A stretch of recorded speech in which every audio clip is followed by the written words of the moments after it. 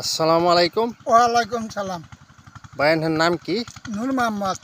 বাড়ি আসরবরি। কি খেতি করছুন এনে? বিলাই খেতি। আরে বিলাই খেতি জানি করছুন, এটা মরা বেমার লাগছেন নাকি? জি মারা বেমান লাগছে। পরে এনে কি ওষুধটা ব্যবহার করছুন? এই যে আমার হাতে যে প্যাকেটটা এটা মারার লগে লগে আল্লাহ দিলে বন্ধ হয়েছে মারাটা। এই ওষুধটার নাম হইলো ক্যাপটক্সা। আচ্ছা এই ওষুধটার নাম ক্যাপটক্সা, উইজার্ড কোম্পানির ওষুধ, জি না?